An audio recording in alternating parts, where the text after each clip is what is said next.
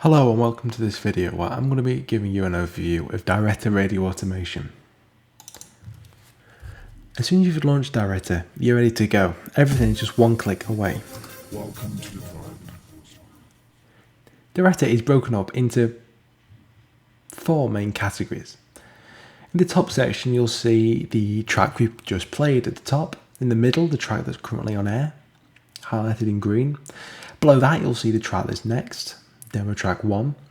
Then you'll see a location marker for that track. Welcome to the driving force. You can click anywhere in this bar to change the location of it. Now below that you'll see the status of the software, so you can see here that this is fading and stopping player 1. Below that you'll see the next event, so at 20 past 11 there is a time event. And below that you can see a special event such as a sweeper that may be coming up or is currently playing. There's the left hand side of this, you can see a bit of information about the track, so its start point, its intro point, its mix point, and whether it's got a fade. I'll be teaching you how to set these in another video. At the other side, there's a bit of information about the software, such as the CPU usage, the PFL and instant player levels, the timing, such as time remaining and time elapsed, the master levels, L and R, at the side here, as well as the player statuses. Now we've got 4 players. You can see that player 1's on queue and the rest of them are stopped. Right at the side, you can see there are some buttons that will allow us to set things up, such as playlists, rotations, events, commercial sequences, and I'll be getting into those a little bit later on in the series. A very important button is this one, the play button and the next button. It allows us to play and stop a track, as well as go to the next one. Here we've got the time and the panic button, which will allow us to automatically play a predefined playlist. We have some jingles and music and whatever you want in there. Now below this we've got the instant players section. Now we can switch these between being here, we can expand them so they take over this right hand side of the screen. Now these can be customized with whatever you want, so sweepers, jingles, beds, anything like that. They can be triggered by clicking them. Finally, it's here. DirEttore Radio Automation software. Or you can press the F key they're assigned to, so F1 through F12. DirEttore Radio Automation software. And you can see the levels of that come through this IP level monitor there.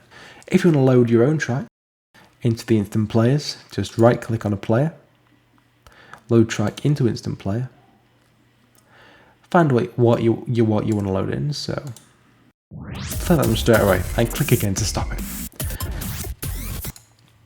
You can do things such as pre-listening,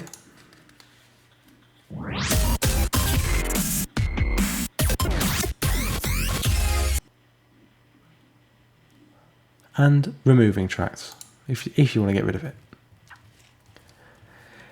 Other things you can do here are change the side view to view the current rotation, which again we'll be getting into later on, the upcoming events, and then jump to the files view to allow you to browse your user's directory. In the center we can see the playlist or rotation. This gives us a view of everything that you've got on the way. We can switch this between rotation and playlist with this button, and we can reload the rotation with this button. Below that you can see the track info window. This can also be switched to show the last played tracks, again which will have come from this previous window. To use the panic feature, double click the panic button. As you can see, that will load some panic files, in this case, demo tracks 2, 4 and 1. In the playlist window, you can see a bit of information about the tracks. If it's an event, the title of the track, the start of the track, the intro point, mix point, whether the fade type, whether you'll skip the intro, the actual duration of the track, the time on air, the on-air intro, as well as the full path to the track. This is wherever it will be located on your hard drive.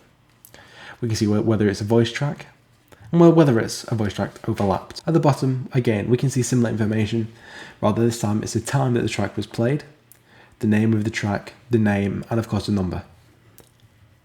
Using this button, we can toggle between live assist mode and auto. Auto means that the software will keep playing music until you intervene. This is very useful for when no one's on air. It will use the rotation so you can play all your ads and sweepers as you would if someone was sat in the studio. Thank you for watching this video. Later in the series, we'll be covering things such as playlists, rotations, events, commercials, sequences, cue points, and how to configure the software to your liking.